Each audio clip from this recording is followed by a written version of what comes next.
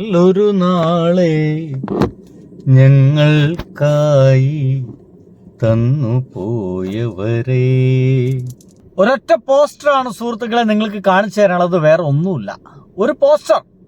ആ പോസ്റ്ററിൽ എല്ലാം ഉണ്ട് എന്നുള്ളതാണ് ഏറ്റവും വലിയ അത്ഭുതം. ഞാൻ വായിച്ചു തരാം. ആരോഗ്യമന്ത്രിയുടെ ശ്രദ്ധയ്ക്ക്, മുണ്ടിനീര് വ്യാപിക്കുന്നു, തടയാൻ പ്രതിരോധ വാക്സിൻ ഇല്ല. ബിഗ് ടി വി ഇന്ന് തന്നെയല്ലേ, വെറും 32 മിനിറ്റ് മുമ്പ്, ഞാൻ ഈ വീഡിയോ ചെയ്യുന്നതിനും വെറും 32 മിനിറ്റ് മുമ്പാണ് ബിഗ് ടി വിയിൽ ഇങ്ങനത്തെ ഒരു വാർത്ത വന്നത്. ആരോഗ്യമന്ത്രിയുടെ ശ്രദ്ധയ്ക്ക്, മുണ്ടിനീര് വ്യാപിക്കുന്നു, തടയാൻ പ്രതിരോധ വാക്സിൻ ഇല്ല എന്നുള്ളതാണ്. എന്താണ് നമ്മുടെ ആരോഗ്യമന്ത്രിയുടെയും മറ്റും ജോലി? എനിക്ക് മനസ്സിലാവാ. നോക്കൂ, സിംപിളി നിങ്ങളൊന്ന് ആലോചിക്കൂ, എന്താണ് ഒരു ആരോഗ്യമന്ത്രിയുടെ ജോലി? ആരോഗ്യമന്ത്രിയുടെ ജോലി എന്ന് പറയുന്നത് ആരോഗ്യ മേഖലയെ മാത്രം സംരക്ഷിക്കുക.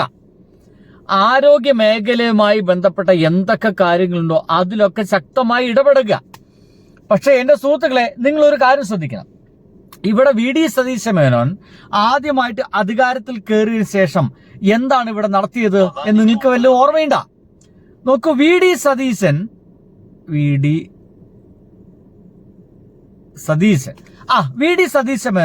കേരളത്തിൽ ആദ്യമായിട്ട് അധികാരത്തിൽ കയറി വന്നതിന് ശേഷം തുടങ്ങിയ ഏറ്റവും പ്രധാനപ്പെട്ട പദ്ധതികൾ ഒന്നൊരു പൂക്കിച്ചിരിയായിരുന്നു.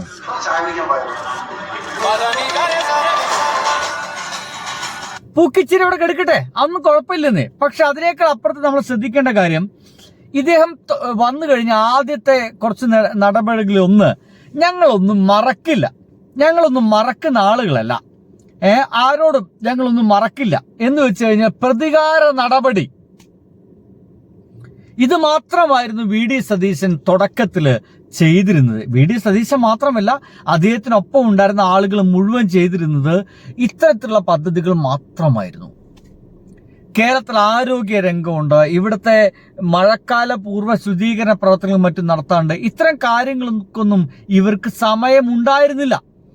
അതിന് പകരമായിട്ട് പിള്ളേര് മോഡിഫൈ ചെയ്യട്ടെ, ഞങ്ങളൊന്നും മറന്നിട്ടില്ല, ഞങ്ങളൊന്നും മറക്കുന്ന ആൾക്കാരല്ല, കൊടുക്കേണ്ട പണികളൊക്കെ ഞങ്ങൾ കൊടുക്കുമെന്നായിരുന്നു അദ്ദേഹം പറഞ്ഞേ. കേട്ടോക്ക്. ഞങ്ങളൊന്നും മറക്കില്ല. പണ്ടൊക്കെ ഞങ്ങളുടെ അധികാരം ഭരണത്തിലേക്ക് വരുമ്പോൾ പലതും മറന്നുപോകായിരുന്നു. ഞങ്ങളുടെ കുഞ്ഞുങ്ങളെ ഏറ്റുവാങ്ങിയ മർദ്ദനങ്ങൾക്കും അവരുടെ ചോര ഈ കേരളത്തിൽ വീണിട്ടുണ്ടെങ്കിൽ ഞങ്ങൾ മറക്കില്ല. കണ്ടില്ലേ, ഇത്തരം റീല് കയ്യടികൾക്ക് വേണ്ടി മാത്രമായിട്ടുള്ള പ്രവർത്തനങ്ങളായിരുന്നു തുടക്ക സമയങ്ങളിൽ നടന്നിരുന്നത്. ഇപ്പോഴത്തെ ആരോഗ്യമന്ത്രി അവസ്ഥ നമുക്ക് പറയേണ്ട ആവശ്യമില്ലല്ലോ. എന്തായിരുന്നു? കെ മുരളീധരൻ എന്ന് പറയുന്ന ആ ഒരു മനുഷ്യൻ തുടക്കത്തിൽ എന്ന് വെച്ച് കഴിഞ്ഞാൽ ഇവിടെ നിപ്പ എന്ന് പറയുന്ന അസുഖം ഉണ്ടായിരുന്ന കാലഘട്ടങ്ങളിൽ എന്തായിരുന്നു അദ്ദേഹത്തിന്റെ പ്രസംഗങ്ങൾ? ഇതൊക്കെ നിങ്ങൾ കേട്ടതാ. പക്ഷെ ഞാൻ പറയുകയാണ്, ഇതൊക്കെയായിരുന്നു ഇദ്ദേഹത്തിന്റെ പദ്ധതികൾ, ഇതൊക്കെയായിരുന്നു ഇദ്ദേഹം അടക്കമുള്ള ആളുകളുടെ ജോലികൾ. നോക്കൂ, ഇപ്പൊ ഇദ്ദേഹം വന്നതിന് ശേഷം കഴിഞ്ഞ കുറച്ച് ദിവസങ്ങളിൽ മാത്രം എന്തൊക്കെയാണ് കേരളത്തിൽ സംഭവിച്ചത് എന്ന് നിങ്ങൾ നോക്കുമ്പോൾ ഒരു ഫോട്ടോ കൂടി നിങ്ങൾ കാണണം. അത് അതിഭീകരമായതുകൊണ്ടാണ്. ഇതാ പകർച്ചപ്പനിയിൽ പൊറുതിമുട്ടി കേരളം. ഇന്നലെ 8 മരണം. നോക്കുകുത്തിയായി ആരോഗ്യ വകുപ്പ് എന്നാണ്. പണി അറിയില്ല എന്റെ സുഹൃത്തുക്കളെ. ഇങ്ങനെ പണി അറിയില്ലെങ്കിൽ ഇറങ്ങിപ്പോവുക എന്നുള്ളതാണ്. KSRTC ഈ അടുത്ത് തന്നെ നോക്കുകുത്തി പണ്ടാറടക്കി പോകാനുള്ള എല്ലാ സാധ്യതയും കാണാനുണ്ട്. പനി പിടിച്ച് മാത്രം കഴിഞ്ഞ ഒരു മാസം 30 ദിവസം കൊണ്ട് ഇവർ ഹണിമൂൺ ആഘോഷിക്കുകയായിരുന്നു. ഹണിമൂൺ ആഘോഷത്തിനിടയ്ക്ക് പനി പിടിച്ച് മരിച്ചുപോയത് 100-ലധികം പേരാണ്. 100-ലധികം പേരാണ് പനി പിടിച്ച് മാത്രം മരിച്ചുപോയത്. എന്താണ് ചാനലുകൾ ചർച്ചയില്ലാത്തത്? എന്താണ് ഈ ഒരു കണക്ക് പെരുപ്പിച്ച് കാണിച്ചുകൊണ്ട് വി.ഡി. സതീശ മേനോൻ ഇപ്പൊ തന്നെ ഇറങ്ങിപ്പോണം എന്നൊന്നും ഇവിടുത്തെ ചാനലുകൾ പറയാത്തത്?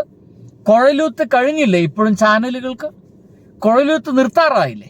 കേരളത്തിലെ ആരോഗ്യ രംഗം അത്രയേറെ പണ്ടാറടക്കിക്കൊണ്ടിരിക്കുന്ന ഈ സമയത്തും ആർക്കാണ് ഈ ചാനലുകൾ കുഴലൂതിക്കൊണ്ടിരിക്കുന്നത്? അതിഭീകരമായിട്ട് ഇവിടുത്തെ പകർച്ചപ്പനി കൂടിക്കൊണ്ടിരിക്കുന്ന യാഥാർത്ഥ്യം നമുക്ക് മുഴുവൻ അറിയുന്നതാ. ഇനി വേണമെങ്കിൽ ഇപ്പോഴത്തെ വൈദ്യുതി മന്ത്രിയുടെ അന്നത്തെ ഇന്നത്തെ നിലപാടുകളൊന്നും നോക്കാം. അന്നത്തെ നിലപാട് ലോഡ് ഷെഡിങ് ഇല്ലായിരുന്നു.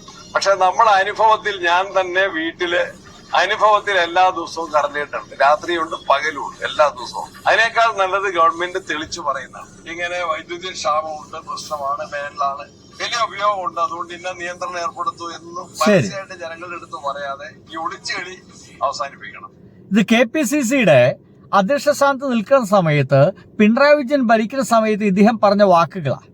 ശരി, ഇപ്പോൾ അദ്ദേഹം അന്നിങ്ങനെ ഗീർവാൺ അടിച്ച് ഇദ്ദേഹം ഇന്ന് വൈദ്യുതി മന്ത്രിയല്ലേ, ഇന്നെന്താ ഇദ്ദേഹത്തിന് പറയാളെ കേട്ടോക്കിയേ. ജനങ്ങള് ആവശ്യമില്ലാതെ വൈദ്യുതി ഉപയോഗിക്കണം. അടിപൊളി. എങ്ങനെയുണ്ട് ഇവരുടെ കാര്യം? എത്ര സമയത്ത് ഇവർ ഇമ്മാതിരി ഗിമ്മിക്സുകളൊക്കെ ഇങ്ങനെ പറഞ്ഞിങ്ങനെ നടക്കും. ഇനി ഒന്നുകൂടി ഇതാ, കണ്ണടച്ച ആരോഗ്യവകുപ്പ് എന്നുള്ളതാണ് അടുത്തൊരു വീഡിയോ കൂടി വന്നിരിക്കുന്നത്. ഇടുക്കിയിൽ തെരുവുനായ കടിച്ചവർക്ക് ചികിത്സ നിഷേധിച്ചു, സർക്കാർ ആശുപത്രികൾക്കെതിരെ ഗുരുതര പരാതി എന്നുള്ളതാണ്. ഇങ്ങനെ പരാതി പ്രളയങ്ങൾ നമ്മുടെ സർക്കാർ ആശുപത്രികളിൽ നടന്നുകൊണ്ടേയിരിക്കുകയാണ്. But there is no way to rectify. ഒരു കാര്യം പോലും ഇവിടെ കേരളത്തിൽ കൃത്യമായിട്ട് നടക്കാത്ത അവസ്ഥയിലേക്ക് നമ്മുടെ ആരോഗ്യരംഗം കൂടി തകർന്നു കയറാമാറിയിരിക്കുന്നു. ഇത് വെറും 30 ദിവസത്തെ കണക്കാണ്. ഇങ്ങനെ എത്ര 30 ദിവസങ്ങൾ നമ്മുടെ മുമ്പിൽ ഉണ്ട് എന്നുള്ളതാണ് നിങ്ങളൊന്ന് ആലോചിക്കേണ്ടത്. എന്തായാലും ഞാൻ ഇതിവിടെ നിർത്തുകയാണ്. ബൈ.